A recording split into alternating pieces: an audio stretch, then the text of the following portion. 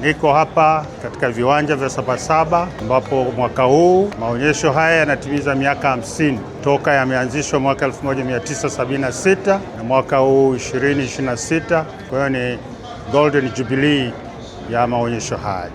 Nafurahi kwamba Wakala wa Nishati Vijijini na wenyewe ni sehemu ya taasisi ama wakala ambao wanaonyesha wananchi wa nchi yetu na wengine wa nje mambo ambayo yanafanyika ndani ya Wakala wa Nishati Vijijini. Na waomba wananchi wa Tanzania wafike viwanja vya Sabasaba ili waje wajionee pia maonyesho yaliyoko wa mabanda ambayo yapo pamoja na banda letu la Wakala wa Nishati Vijijini.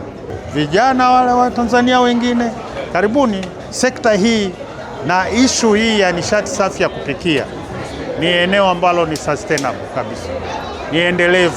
Waone fursa ambayo ipo katika eneo hili, iwe kwenye kutengeneza majiko banifu, lakini pia iwe katika kutengeneza mkaa mbadala ambao unatokana na malighafi ambazo ziko ndani ya nchi.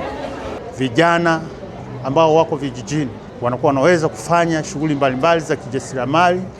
Wengine wamewekeza mashine za kusaga, mashine za kukoboa, mashine za kukamua mafuta, yote ile kwa umeme kuwafikia, kazi inaenda vizuri na kipato kinaongezeka na kinawafanya pia wasiweze kukimbilia mijini. Lakini pia vijana wanaweza kufanya mambo ya welding, wakatengeneza workshops zao. Wakishapata elimu hiyo kwenye VETA zetu au vitu vocational training centers zetu, ujuzi huo unakuwa unamwezesha kuweza kufanya kazi kwa kujitegemea tu huko. Sana sana kikubwa inakuwa ni capital, kuweza kupata capital hizo kama mtaji, vifaa vya kufanyia kazi pamoja na fedha ya kuanzia.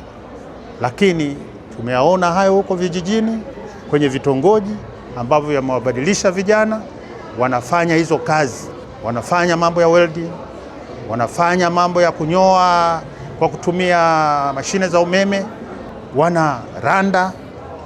wanaranda kwa kutumia mashine za kuranda ambazo zinatumia umeme huko vijijini. Mabadiliko ambayo hawa wajasiriamali hao watatengeneza vitu vingi zaidi kwa urahisi zaidi. Hata wa vijijini kule utawaona watafika huko, watakuja kuonyesha vitu vyao. Hapo tayari nimeona majiko pale. Kuna vijana wabunifu ambao wametengeneza yale majiko ambayo yanatumia mkaa rafiki, mkaa mbadala. Na nimeona majiko mengine ambayo yametengenezwa India. Kutakuwa na sababu gani ya kuleta majiko kutoka India wakati vijana na hao wataendelea kuimprove from time to time. Kwa hiyo tunavyozungumza 2030 kwamba vitongoji vyote vitakuwa vimefikiwa na umeme, teknolojia nyingi zitafika kule vijijini.